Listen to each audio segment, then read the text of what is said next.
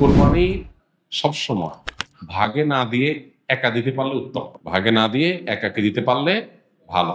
গরুতে আপনি ভাগে কোরবানি দিলেন, সেটার চাইতে ছাগলে আপনি একাকি কোরবানি দিতে পারলে বেশি ভালো। কারণ সাধারণত এক ভাগ গরুতে কোরবানিতে যে টাকা যায়, সাধারণত জেনারেলি একটা ছাগলে অলমোস্ট সে পরিমাণ বা তার চেয়ে কোনো কোনো ক্ষেত্রে ১-২ হাজার আরো বেশি যায়। তাহলে আপনার অর্থ খরচ তো অলমোস্ট সমান বা বেশি হচ্ছে।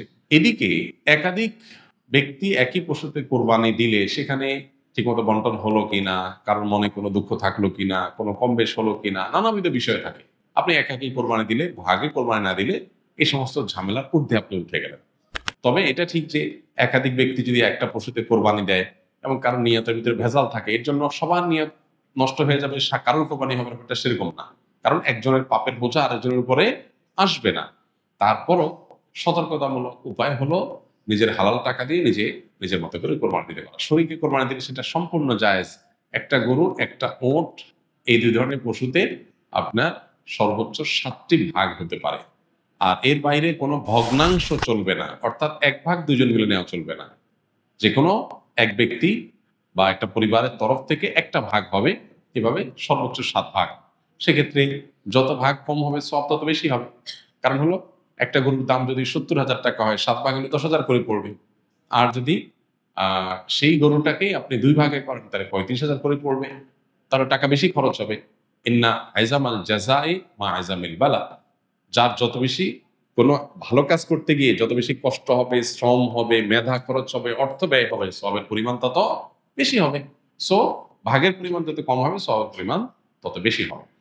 পাশাপাশি আ গোশত বন্টনের পদ্ধতি হলো যে কয় ভাগ হবে সেই কয় ভাগে কোরবানির গোশত বন্টন করতে হবে সমান হারে।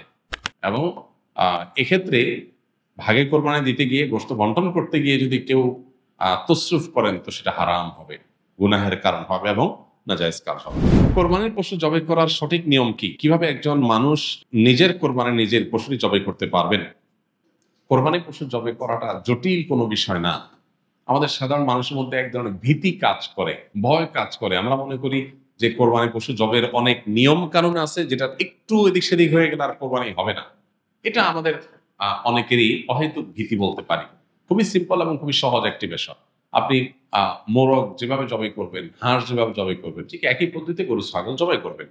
এক্ষেত্রে আপনার দেখার বিষয় হলো বিসমিল্লাহ বলে জবাই করছেন কিনা। এটা প্রথমত বিসমিল্লাহ বলছেন কিনা। বিসমিল্লাহ আল্লাহু আকবার বললেন জবাইয়ের শুরুতে। এটা প্রথম আপনার হালাল হওয়ার জন্য শর্ত। যদিও মুসলমান ভুলে যায়, যদি ইচ্ছাকৃত বিসমিল্লাহ পড়ে না এরকম না, ভুলে গেছে বলতে, তাতেও হালাল হয়ে যায়।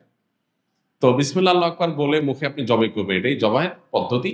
এবং সেই সাথে আহ ভালো করে শুইয়ে পশুকে যাতে কষ্ট কম দিয়ে জবাই করা যায় সেজন্য ধারালো ছুরি নিয়ে আপনি পশুর কণ্ঠনালী আহ গলায় আপনি ছুরি চালনা করবেন। এখানে ছুরি চালনা করার পর দেখতে হবে যে বড় যে নালীটা, খাদ্য নালী যেটা দিয়ে খাবার নামে, ওইটা কাটা গেছে কিনা। শ্বাসনালী মাঝারো সাইজের যেটা আছে সেটা কাটা গেছে কিনা। আর তার দুই পাশে দুইটা আপনার ছোট ছোট রগের মতো আছে, সেগুলো কাটা গেছে কিনা। বাস এইটুকু আপনি দেখলেন, ভালো করে পোজ দিলেন যাতে করে এগুলো কেটে যায়, এটা চোখে দেখা যাবে। তাহলে সেক্ষেত্রে আপনার জবাই হয়ে গেছে, কোরবানি হয়ে গেছে।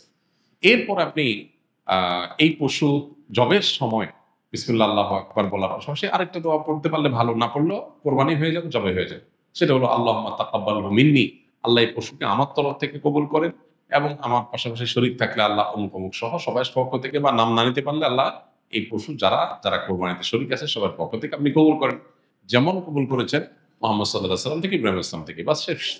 এটা আপনি বললেন, বিসমিল্লাহ আকবার বলে ছুরি চালনা করলেন, রগগুলো কাটা গেল কিনা আপনি দেখলেন, কণ্ঠনালী শ্বাসনালী কাটা গেছে কিনা, দ্যাটস এনাফ, আপনার কোরবানি হয়ে গেছে। তাহলে এটা জটিল কোনো বিষয় না।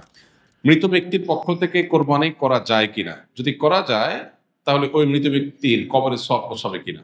মৃত ব্যক্তির পক্ষ থেকে কোরবানি করা যায় এবং জীবিতরা মৃত ব্যক্তির তরফ থেকে কোরবানি করলে সেটার সওয়াব মৃত ব্যক্তির আমলনামায় জমা হবে ইনশাআল্লাহ তাআলা। মৃত ব্যক্তির পক্ষ থেকে কোরবানি যে করা যায় এর বহু দলিল রয়েছে, বহু প্রমাণ রয়েছে। আলী রাদিয়াল্লাহু তাআলা আনহুর মধ্যে এটি তার আমল দ্বারা প্রমাণিত যে তিনি নিজ ব্যক্তির তরফ থেকে কোরবানি করেছেন, সাহাবীরা অনেকেই করেছেন। নবী করিম সাল্লাল্লাহু আলাইহি সাল্লাম তার তরফ থেকে করার পাশাপাশি ইব্রাহিম আলাইহিস সালাম এবং পরবর্তী উম্মার তরফ থেকে তিনি কোরবানি করেছেন। সো যিনি নাই অনুপস্থিত বা মৃত এই ব্যক্তির তরফ থেকে কোরবানি করা সর্বসম্মতিক্রমে ওলামার মতে জায়েজ। তবে হাম্বলী মাযহাব ওলামা ইকরামের অনেকের মত হলো জীবিতদের সাথে যুক্ত করে মৃতদেরটা করা জায়েজ, যেটা রাসূল আকরাম সাল্লাল্লাহু আলাইহি ওয়াসাল্লাম করেছেন।